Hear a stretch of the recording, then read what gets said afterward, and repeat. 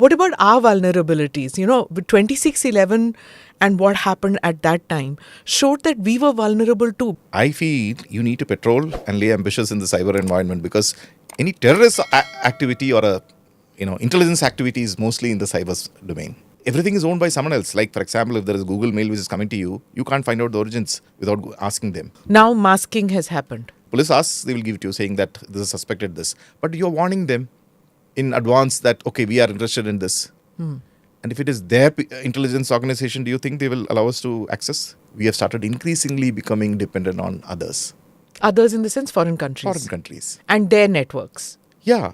For if you look at 2611, the whole talk was happening on Skype.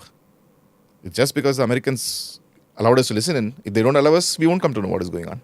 And they allowed us to listen in because their citizens were also stuck. Otherwise, would they have allowed us?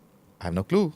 So the reason I'm saying it is because we were not allies with America. Slowly, that relationship had started coming up. But allies, can you fully trust them? Your personal experience of this betrayal by foreign powers in giving equipment in Kargil? I was part of RR. We were the first reinforcements to reach in Kargil. Rashtra Rifles used to be an anti-terrorist organization, so our weapons were slightly different from the regular army. The units which are going in for attack had INSAS rifles. But people were not confident. So first time when we landed up, immediately they took over. That was something that stayed in my head. So those days we had been issued with something called a Garmin, handset. Otherwise, before that, we were in the olden method of triangling and finding out our own position for the map. Where are you on the map? So Garmin once press and you're supposed to have a grid reference. But somehow I felt I could not, there was something wrong with that set. Because I knew where I am. But the Garmin set was showing me somewhere else. In my mind, it was troubling me that, hey, we have spent this money and we are not able to, it's not working. Okay. So I left it there. But after 1 month, the Kargil war was open and I was one of the first to get leave. I landed up in the famous transit camp of Srinagar. So this is where you catch up with people and share notes, what is going on. And there I found a naval officer sitting out there.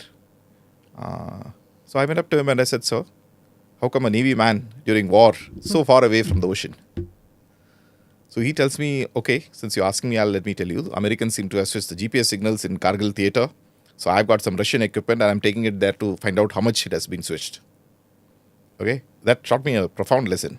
Exocet, kill switch. Second, it comes to ICT. If you own someone else, he can change it in real time.